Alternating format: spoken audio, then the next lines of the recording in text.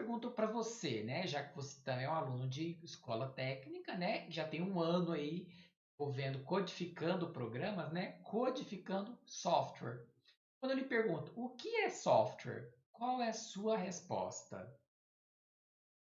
Possivelmente você vai me responder: é o programa do computador, os programas do computador, né? Bom, de certa forma, você está certo. Software é o programa do computador. Então, nós geralmente dividimos, né, o hardware, a parte física do computador, e o software, que é a parte virtual ali, que vai dar as instruções do que o computador deve fazer. Mas software não é somente aquele conjunto de instruções que você programa numa linguagem de programação. Então, software como programa de computador é uma visão um pouco restrita. Bom, vamos entender o que então software.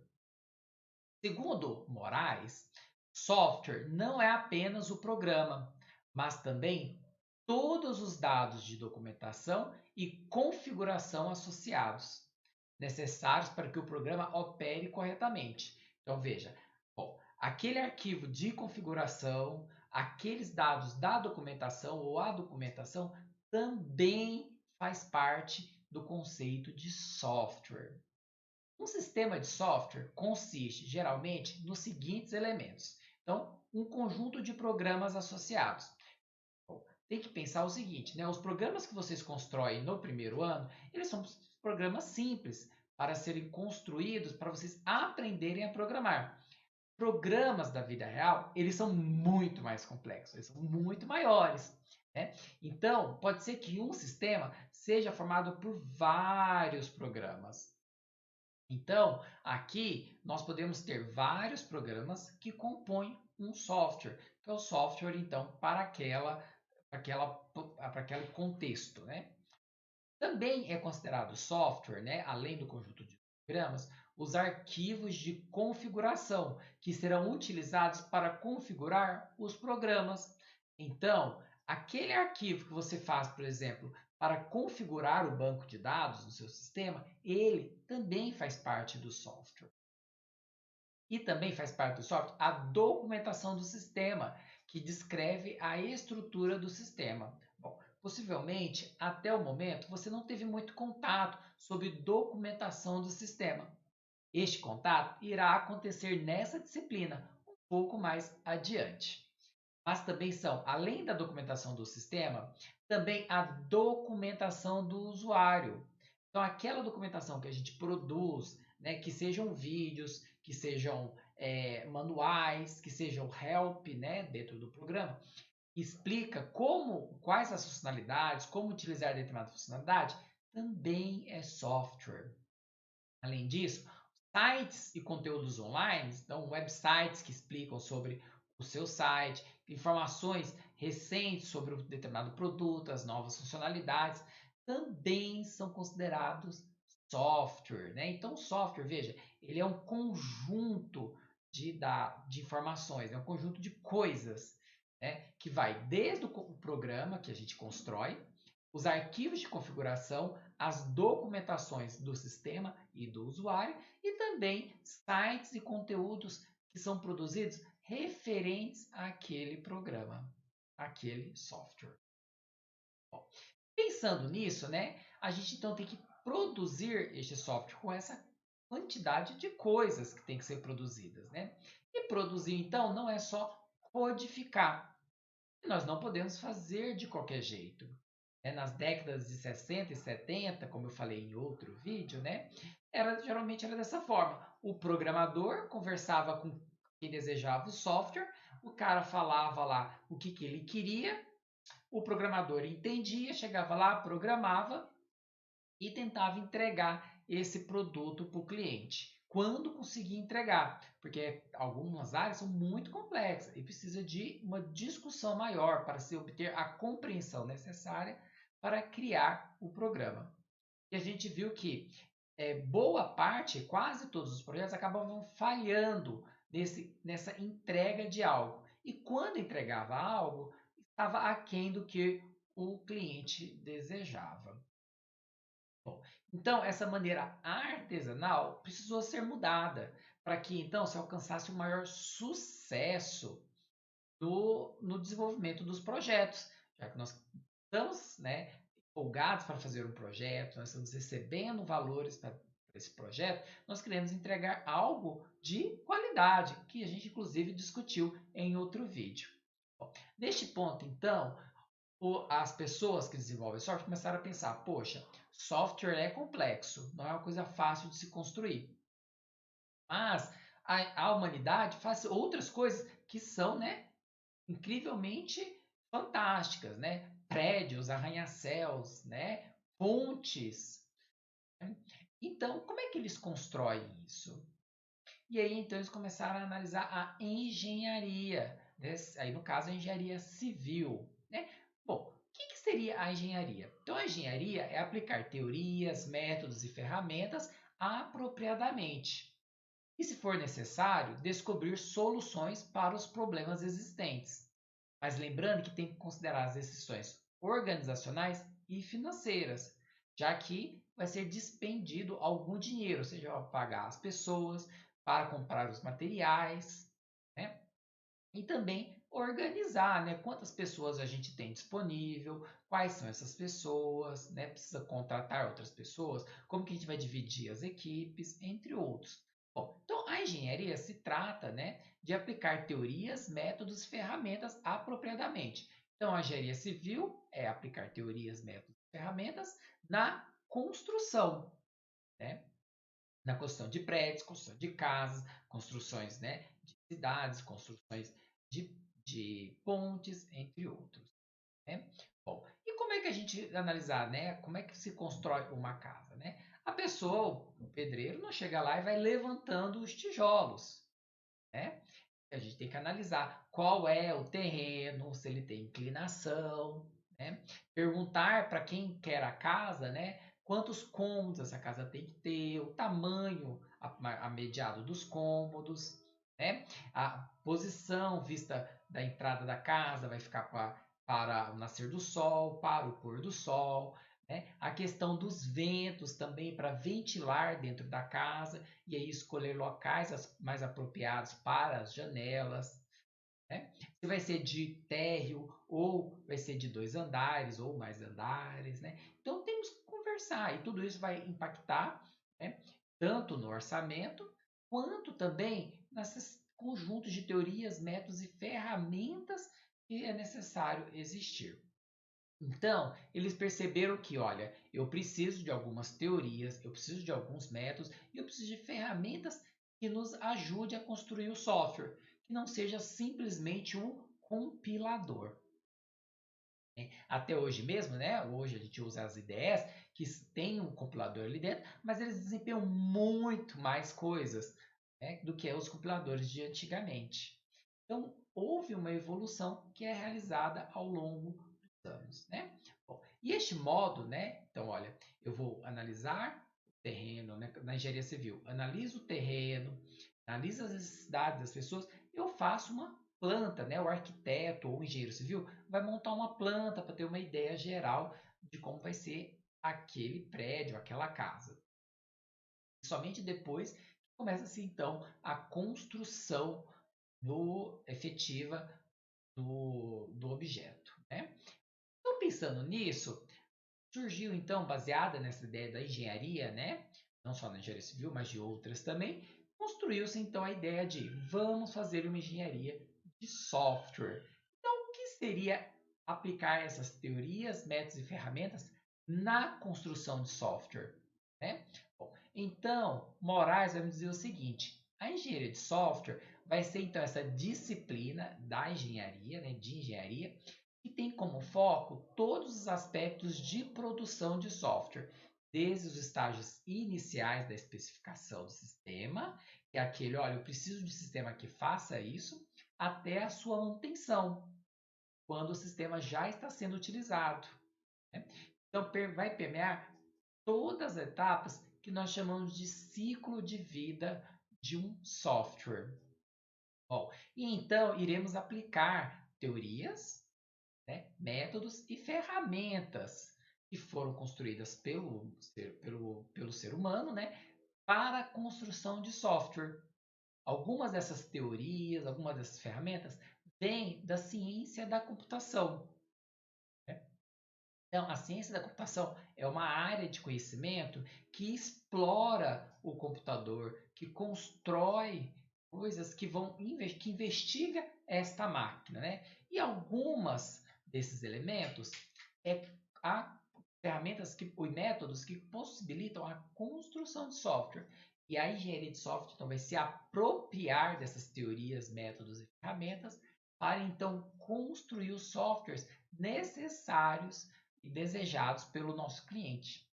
E Fleger, né, no seu livro, que tem a imagem, ele nos diz então, a ciência da computação nos vai fornecer teorias, né, e métodos, né, funções computacionais, e o cliente vai ter o problema. Bom, a partir dessas, todos esses dados, né, todas essas coisas, vai então ter a engenharia de software que vai construir as ferramentas e técnicas para resolver os problemas no desenvolvimento de software. Então aqui nós já falamos, né? Então a engenharia de software visa, né, desde o início do processo de desenvolver software até a sua manutenção, né, e aí por fim o desuso do software, né, embarcar com ferramentas, métodos e teorias, né, que vão acompanhando essa produção do software. Então, nós chegamos no momento que existe um ciclo de vida de software. O software, em determinado momento, ele vai ter uma sua concepção. Vai surgir a ideia, o desejo de se ter aquele software, de se ter um software que se resolva um problema. Então, geralmente vem do cliente. Bom, em seguida, depois de entendido essa ideia do que o software precisa ser feito, qual é o problema que o profissional, é desenvolvido o código. Né? Então, vai ser realizar diversos processos para se compreender esse software que vai ser construído e também criar o código, né? De tal forma que ele possa ser usado pelas pessoas. Então, o software vai entrar numa outra etapa, que é a etapa de utilização. Em seguida, o software ele vai ter diversas manutenções, né? À medida que vai surgindo novas necessidades, vão sendo identificados alguns erros, né? Vai sendo então feita uma manutenção e vai continuando ao ser utilizado pelos usuários. Até que, em um determinado momento, as pessoas param de usar aquele software. E então, o software entra em desuso, né? Então ninguém mais vai estar utilizando aquele software, foi trocado por um outro software mais moderno, ou para um outro programa barato, ou gratuito, ou o inverso, né? E as pessoas param de usar aquele software. Bom, eu não sei se em algum momento, né, você já chegou a utilizar uma ferramenta, um software, que já não é mais usado, as pessoas não usam, então deixaram de utilizar. Bom, talvez você lembre do Orkut, do MSN. São exemplos de alguns softwares que foram muito usados, né, por um determinado período de tempo e agora não se usa mais. Então entrou em desuso. Você deve estar se perguntando, né? Poxa, professor, desuso? Então quer dizer que ele morre? Bom, o software acaba morrendo, porque ninguém mais quer utilizar aquele software, porque existem outros que as pessoas estão adotando. Né? Então, nós dizemos, né, de forma vulgar, que aquele software morreu, não tem mais necessidade de existir. Né? E não tem mais necessidade, ninguém está utilizando, não tem necessidade de manutenção. Logo, ele é deixado em desuso. Somente nós falamos que o software morreu. Agora, vamos resgatar uma das atividades que foi a identificação, né, do significado dos termos técnicos, né, que a gente encontrou durante a atividade de vagas de emprego para cursos de informática. Bom, eu vou aqui navegar na Wiki para conversar com vocês sobre os termos técnicos, Agradeço a todo mundo pela contribuição na construção desse glossário, já que uma das atividades que vocês realizaram foi a escolha da palavra e a localização de seu significado na internet. Bom, o primeiro termo que foi tá aqui na nossa wiki é a alta escalabilidade, né? E o significado que o aluno trouxe, né? Possui duas definições principais. Escalabilidade de software é a característica do programa que é de fácil manutenção e aumento de funcionalidades, e que também propicia o trabalho com um grande número de programadores. Então, aqui a gente está falando de escalabilidade no nível de processo, em que eu tenho 10 pessoas trabalhando, mas ao mesmo tempo eu poderia ter 20 pessoas trabalhando. Eu consigo dividir o software a ser construído em partes, tal qual eu consiga ter mais pessoas trabalhando, com o objetivo, possivelmente, do software ser desenvolvido mais rápido, né? Bom, e o outro, né, como uma segunda definição, a escalabilidade do uso, que diz se o software em questão pode atender a altas demandas de processamento, consumo de memória, assim como possíveis concorrências de acesso devido ao aumento de usuários. Essa escalabilidade aqui foi a que a gente falou no outro vídeo, né? Que relaciona-se com a qualidade do software. Então, quando a gente aumenta o número de usuários, nós temos que aumentar, então, o desempenho do nosso sistema. O sistema consegue atender aquela quantidade de usuários e ele consegue atender uma quantidade maior de usuários caso eles apareçam, a isso nós dizemos escalabilidade. Software seria, então, para verificar se fazer uma revisão naquele software e detalhar os recursos utilizados para a produção daquele software. O procedimento tem o objetivo de garantir que as ferramentas estejam em conformidade com a segurança e integridade do negócio. Por exemplo, identifica problemas de segurança, verifica o cumprimento da legislação vigente e etc. Então, é analisar o software para verificar se ele está atendendo ao que ele precisa, né, para o seu uso. Então, alguns softwares, como por exemplo, softwares bancários, softwares contábeis, né, onde é necessário que eles produzam dados que sejam fidedignos, né, ao que se espera. Ou até mesmo, né, os sistemas contábeis, por exemplo, que se ele calcula o custo que a empresa realmente tem que pagar, né? Porque senão ela pode acarretar em problemas com o fisco. Bom, o outro termo é um back-end. No caso do back-end, a gente acaba dividindo, né? Hoje em dia está mais comum isso, né? Em que nós temos o front-end, que é a parte que o usuário manipula, a parte da interface do usuário, e o back-end, que é o processamento que o sistema faz, né? Essa arquitetura ficou muito comum devido à popularização da internet, né? Quando vocês programam na linguagem C, tanto a, a interação do usuário quanto o processamento é realizado na mesma máquina. Mas quando nós temos, utilizando a internet principalmente, né, nós enviamos dados para um servidor e lá é um servidor que faz o processamento desses dados. Então aqui nós temos uma separação do front-end, que é essa interface, né, a primeira parte do sistema, e o back-end, que é a parte que realiza o processamento, né? A parte de programação, que vem por trás da face de um site e que é responsável por dar a função ou funcionamento do que pode ser feito no site, bem como o salvamento dos dados fornecidos no site, que só possam ser guardados num banco de dados através do back-end. Um outro termo, né, que foi pedido para vocês procurarem é componentes de software. Componente de software é o termo utilizado para descrever o elemento de software que encapsula uma série de funcionalidades. Bom, então, quando eu vou criar um componente de software, ele vai ter um conjunto de funcionalidades bem definidas para ele. Tá? E qual é o propósito de deixar ele bem definido? Né?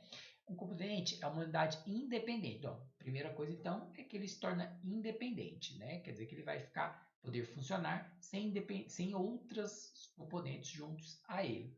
E qual é o potencial dele? Ser utilizado com outros componentes para formar um sistema mais complexo. Então, a gente vai ter vários componentes que juntos eles formam o nosso sistema, né? E a cada uma dessas partes nós chamamos de componente de software. Uma analogia que se faz muito comum é aqueles bloquinhos de brinquedo de construção, né? Então, tem uma marca, né, chamada Lego, e a gente tem esses bloquinhos Legos, né? Bom, quando a gente constrói uma casinha, ou constrói um estacionamento, ou uma ponte com eles, né? Nós temos aqueles bloquinhos de construção e a gente vai montando eles na forma que a gente deseja. Então, se a gente for fazer essa analogia, cada um desses bloquinhos seria um componente de software. E o software, então, ia ser montado juntando diversos componentes. O outro termo foi experiência do usuário. A experiência do usuário abrange todas as interações do usuário com uma marca. Após a transformação digital, essa experiência se voltou principalmente para sites, aplicativos móveis, ferramentas e outros recursos similares. Para as empresas, isso implica um maior esforço para desenvolver uma presença digital coerente e atraente, além de adaptar seu fluxo de interação cada vez mais às características e aos comportamentos do usuário. Aqui nós temos uma definição de experiência do usuário que nos diz o seguinte: olha, nós temos a interação do usuário com o software, né? E aí essa interação vai poder fazer com que o usuário fique mais feliz, né? Ou fique frustrado, né? Bem como também, por exemplo, coisas que se fala sobre esse software, né? Então, por exemplo, no caso do computador, alguns computadores ou celulares têm mais atrativo, né? Porque por ser de uma máquina, de uma marca, ao invés de outro, né? E a esse conjunto, né? Tudo que envolve nos gera emoções. Então é a nossa experiência que é individualizada. Cada usuário tem a sua, tá? Bom, então surge a partir da interação do usuário tanto com o produto quanto também com coisas relacionadas aos produtos, como a propaganda que foi disposta, né? O que as pessoas falam sobre ele, né? A característica que ele tem em relação a ser símbolo, por exemplo, de status. O outro termo é a falha de software.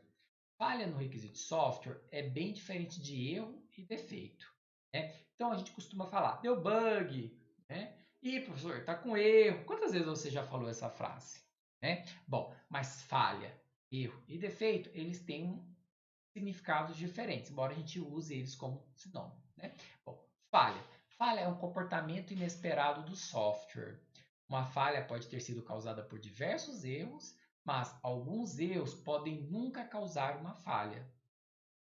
Então aqui ele até se colocou um exemplo prático, né? Houve um retorno de um valor não esperado, como null. Isso é um erro.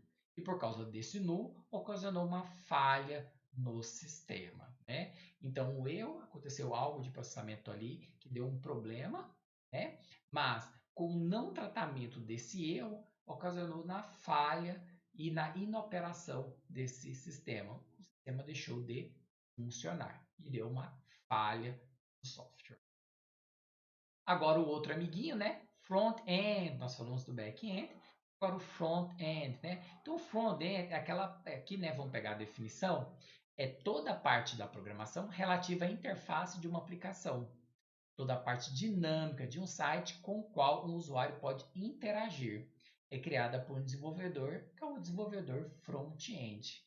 Então, o profissional responsável por trabalhar nessa área de um projeto desenvolve código para a interface gráfica, normalmente por meio das linguagens como HTML, CSS e JavaScript. E você acho que já teve contato com essas linguagens, né? Em suma, como o próprio nome sugere, front-end, né? Então, é o fim que está, é a ponta da frente, né? Melhor traduzindo, é tudo aquilo que diz respeito à parte da frente de um site, ou seja, o que é visível para o usuário. Bom, e quando uma pessoa tem as características, né, de gostar de programar front-end e back-end, nós chamamos ele de profissional full stack.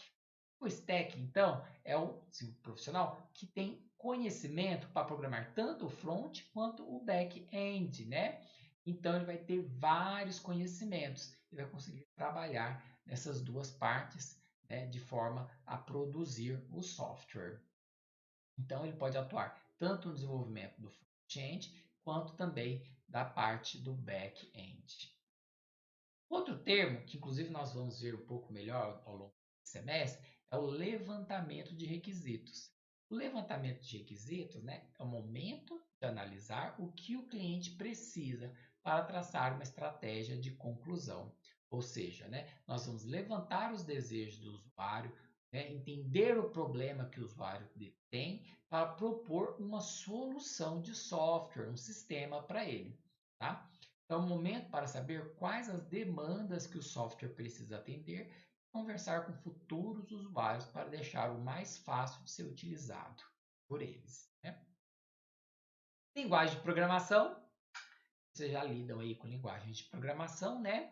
Que é, né? Bem como também o cadeamento dessas palavras, as derivadas. Então, o que a gente chama de sintaxe e semântica. Né? E que, conforme a gente constrói usando a linguagem de programação, nós usamos então o compilador, que irá pegar esse código produzido e traduzir ele em linguagem de máquina. E assim a gente produz, codifica e produz o nosso software. Outro termo que a gente vai também tratar no próximo vídeo é o modelo cascata. O modelo cascata, segundo a definição que nos trouxeram aqui, é basicamente uma espécie de modelo específico de desenvolvimento de software, geralmente adotado a fim de tornar o desenvolvimento sequencial, mais sintetizado e prático. E pode ser organizado em, por exemplo, análise, projeto, implementação, entre outros, após os requisitos dados serem bem compreendidos. Além disso, pode muito bem ser utilizado na prática de manutenções ou correções de erros em softwares já existentes. Bom, então, ele vai me guiar em como que eu tenho que fazer um software, mas de uma visão mais geral. Bom, no modelo cascata, nós iremos falar em outro vídeo. Bom, o outro termo que foi pedido para vocês pesquisarem foi a performance. Né? A segunda a tradução, o significado que nos trouxeram, né? A performance do sistema engloba todo o funcionamento deste, incluindo velocidade de resposta, estabilidade, capacidade de sistema, qualidade para o usuário, clareza na utilização dos recursos, etc.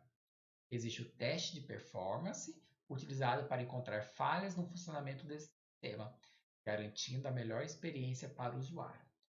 Então, a performance tem a ver com o desempenho, essa velocidade de resposta que o sistema nos fornece, né?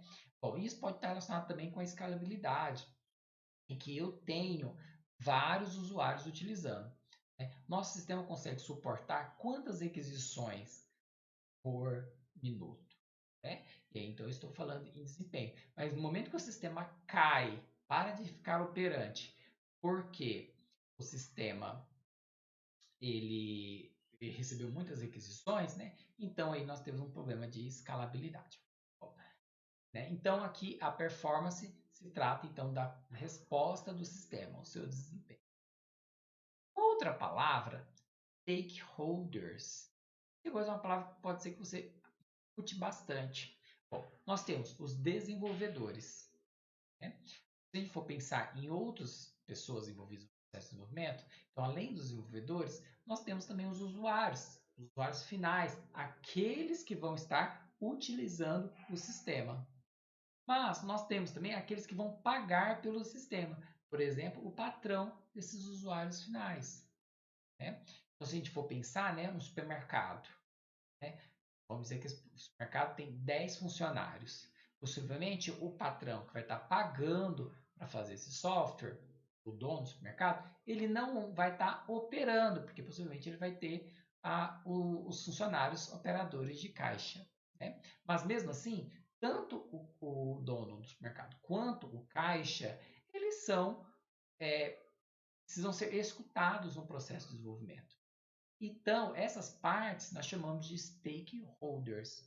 Então, são as pessoas e as organizações que podem ser afetadas por um projeto ou empresa, de forma direta ou indireta, positiva ou negativamente. Os stakeholders fazem parte da base da gestão de comunicação e são importantes para o planejamento e execução de um projeto. Então, quando a gente vai ver posteriormente, quando a gente for desenvolver um projeto, a gente não pode somente perguntar para quem está pagando pelo software, né? Mas ele está ali representando possivelmente uma empresa.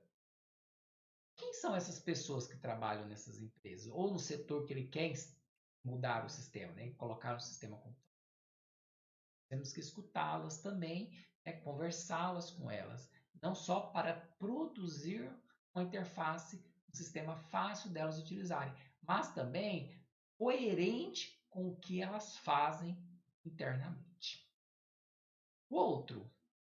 A outra palavra que foi procurada, né, foi testes automatizados. Bom, testar significa verificar se o software está funcionando de acordo com o esperado, né? Então, o teste automatizado seria então usar ferramentas de software que vão executar testes pré-programados em aplicativos, né, de software e antes de serem liberados para a produção. Então, a gente vai utilizar uma ferramenta de software, vai programá-la, né, de alguma forma para que ela então teste o software que está sendo produzido. E então a possibilidade de encontrar erros. Então, o objetivo do teste automatizado é simplificar o máximo possível o esforço de teste com conjunto mínimo de script, né, que seriam então esses programinhas para testar o software. O teste automatizado é muito interessante porque existem, né, uma demanda grande de pessoas para a realização dos testes ou para a construção desses testes automatizados. Então, também é uma profissão dentro da informática, como nós conversamos em outro vídeo. Bom, e por último, transação de banco de dados, que possivelmente você já deve trabalhar, né? Já está trabalhando com banco de dados. Quando eu solicito executar algo, eu estou realizando uma transação no banco de dados. Só que um conjunto de instruções eles precisam ser feitos juntos, né? Ou faz tudo ou não faz nada. Então aí nós temos o conjunto aí de transação. Então uma transação simboliza uma unidade de trabalho executada dentro de um sistema de gerenciamento de banco de dados, né? Sobre um banco de dados. Então, o sistema gerenciador de banco de dados, SGBD, né? Ele vai ter que realizar aquele conjunto de instruções. Se ele conseguir, ele então, olha, consegui, deu certo, mantém essas alterações. Se der erro em alguma delas, ele volta para o estado anterior ao início da execução, né? Então, trata de maneira coerente e confiável, independente de outras transações. De modo geral, uma transação pode significar qualquer alteração feita em um banco de dados para desenvolver o software, né? Então, é por meio do plano de projeto que nós vamos saber os passos, as atividades, custos, o tempo de cada uma delas. O outro conceito é regra de negócio. Regra de negócio são declarações que irão descrever como determinadas operações devem ser realizadas e se há algum limite que precisa ser aplicado. Então, por exemplo, se eu quiser fazer um site de vendas para vamos dizer, para mim, que eu estou produzindo alguns elementos artesanais, né? Bom, possivelmente vai ter algumas coisas que são particulares do meu modelo de negócio, mas ele deve funcionar como um outro site de vendas, seja de loja de pequeno pessoa, né, de pequeno porte, ou pode ser de uma grande empresa, né? A esse conjunto de regras comuns, né, entre esses conjuntos, nós chamamos de regras de negócios. E elas vão guiar comportamentos e definirão o que, onde, quando, por que e como algo deve ser feito em uma empresa. Essas regras podem ser veiculadas de maneira formal, informal, escrita ou automatizada por meio, né, dos levantamentos de requisitos, que é um termo que nós já falamos aqui neste vídeo. Bom, falamos do levantamento de requisitos, mas então o que é um requisito? Então nós temos aqui que requisitos, né, são condições necessárias, geralmente obrigatórias, para se conseguir algo. Requisitos, né? E aí também são exigências básicas para se alcançar o propósito. No caso nosso, né, na produção de sistemas, os requisitos vão ser todos os desejos que das funcionalidades, né, ou do que permeia as funcionalidades do sistema que iremos desenvolver. Ele vai definir o que o sistema deve fazer. Esse é o que a gente chama de requisito.